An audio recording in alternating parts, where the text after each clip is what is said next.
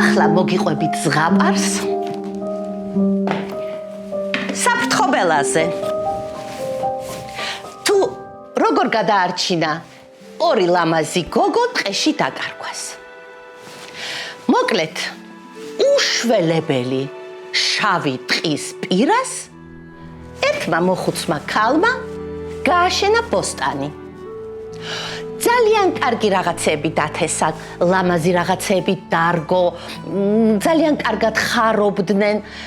კომბოსტო, სტაფილო, მწვანილი, ოხრახუში, კინცი, ყველაფერი რაც ბოსტანში იზრდება. ხო და ცუდი ის იყო, რომ ტყე რო ახლოს იყო, ტყიდან ღამე მოცუნცულებდნენ კურდღლები, მელაკუდები, მღრღნელები, ჩიტები და ყველაფერს ანადგურებდნენ. გამოვიდოდა ეს ქალი გარეთ და დილა გათენდებოდა თუ არა, ყველაფერი იყო გაჩანაგებული, შეჭმული, ამოთხრილი, მიხრილ-მოყრილი, ზოგი მოკმენჩილი და გადაგდებული, ზოგი ბოლომდე დახრული. ქალმა გადაწყვიტა, რომ დაეყენებინა ბოსტანში საფრთხოველა. კარგი კი გამოუვიდა ეს საფრთხოველა. თან რაღაცნაირი ხიარული იყო. ხო და ქარი რო ამოვარდებოდა, ან წვიმა, საფრთხოველა ასე ყანყალებდა, ხელებს აქნევდა, თავს აქნევდა და ამიტომ ცხოველებს ეშინოდათ ხოლმე. თუმცა იყო ერთი საზიზღარი ჩიტი, რომელიც გადააფრინდებოდა და ასკლინტავდა, გადმოაფრინდებოდა და ასკლინტავდა. ეს ვერ იტანდა ამის სკლინტებს, მაგრამ ითმენდა, აქნევდა ხელებს, მაგრამ ამ ჩიტს არ ეშინოდა და ბოლოს დაანება თავი. ბოლოს ამ ჩიტსაც მობეზდა ამდენი სკლინტვა და გაფრინდა. ხო და იქვე სოფელში ცხოვრობდა ორი კარგი გოგო, კირა და ნიკე, რომელსაც ძალიან ესაყვარლებოდათ ეს საფრთხობელა. მივიდოდნენ ხოლმე და გამარჯობა შენი, დააქნევდა ხოლმე საფრთხობელა ხელს, გამარჯობა ნიკე, კირა, გამარჯობა. ხო და კვდებოდნენ გოგოების სიცილი, იცინოდნენ და იცინოდნენ. თუმცა ამ სოფელში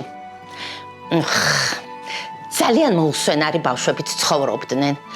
დადგა თუ არა ამ მოხუცმა ქალმა საფრთხობელა, დედა ეს რა მახინჯი ვინმე დამდგარაო.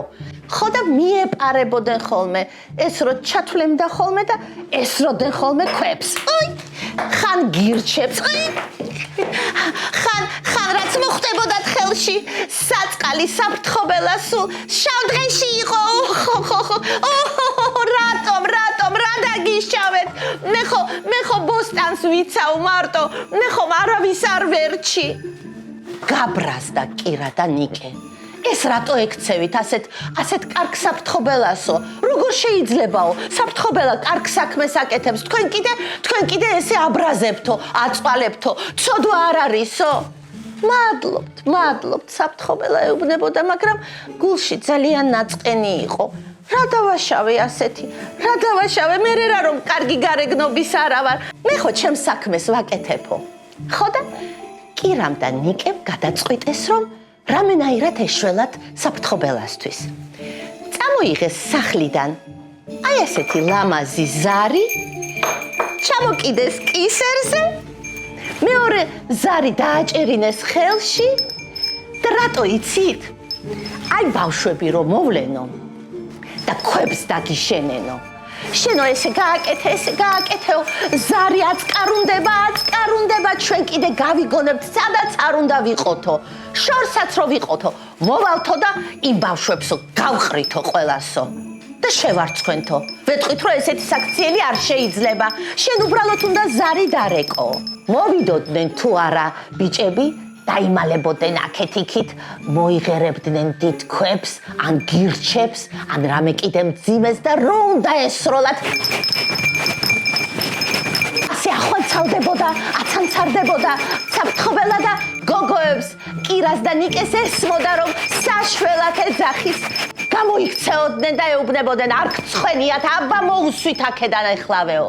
ეს ხო ისეთი მნიშვნელოვანია, როცა შენზე ვიღაცა ფიქრობს, როცა შენზე ვიღაცა ზრუნავს. ერთხელაც ძალიან კარგი ამინდი იყო. და როგორც გითხარით ბოსტნის უკან, დიდი შავი ტყე იყო. შვარცვალდს ეძახდნენ. ანუ შავი ტყე, სადაც სხვათა შორის მართლა ცხოვრობს ქალი, რომელიც ცოცხით დაფრინავს. ბავშვებმა გადაწყვიტეს, წავიდეთ სოკო დავკრიფოთ ტყეშიო. კირა და ნიკემაც აიღო კალათა, ლამაზი, დაიჭირეს ხელში და წავიდნენ ტყეში. ბავშვები შევიდნენ თუ არა ტყეში, უცებ დაბნელდა. ღრუბლები მოიქუფრა საშინლად და დასცხო წვიმამ, როგორიც არ ახსოვს ამ სოფელს. მოთხლიშინებს წვიმა და გამოიქცნენ მშობლები, სადა ხართ? შეწუხდა საშინლად საფრთხობელა, საშინლად შეწუხდა. ბავშვები კიდე არიან ტყეში, დაბნელდა, აღარ იციან უკან როგორ გამოიკვლიონ გზა.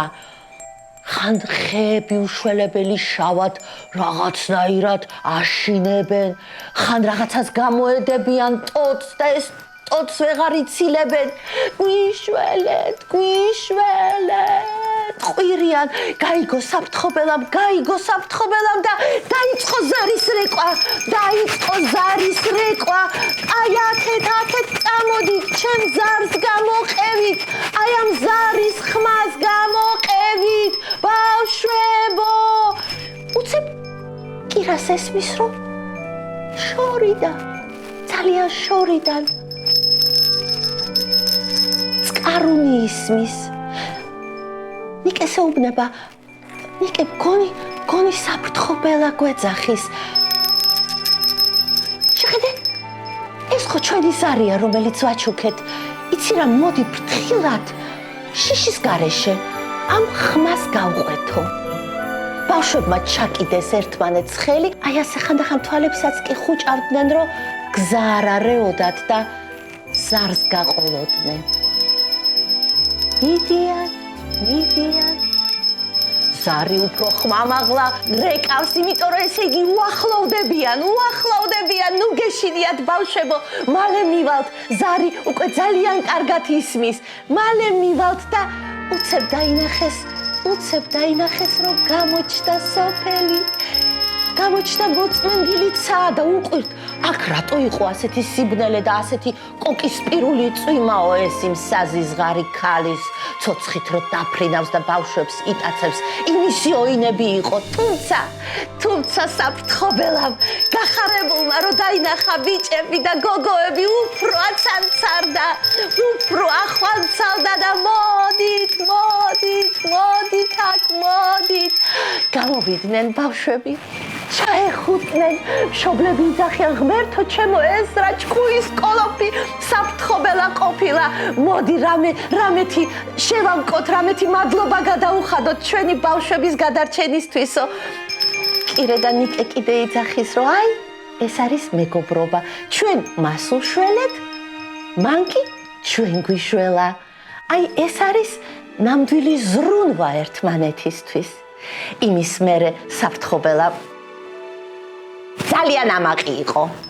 ეს ამბავი ტყეში ცხოველებმაც გაიგეს და რომც არ ყოფილიყო ქარი და ხელები არ ექნია ცხოველების და ფრინველების შესაშინებლად, საფრთხობელას მაინც არ მოდიოდნენ, იმიტომ რომ იცოდნენ, რომ ესეთი საზრიანი აღმოჩნდა. ამასობაში სხვა ბიჭებიც მოვიდნენ საფრთხობელასთან და მიხვდნენ, რომ ცუდად იქცეოდნენ და საფრთხობელამ უბრალოდ გაუღიმა. მიხვდა, რომ ბოდიშის მოხდა უნდოდათ. ამის მერე ყველა ძალიან მეგობრობდა და იცოდეთ, რომ ზრუნვა ერთმანეთზე აუცილებელია, ხშირად გადამრჩენელიც კი.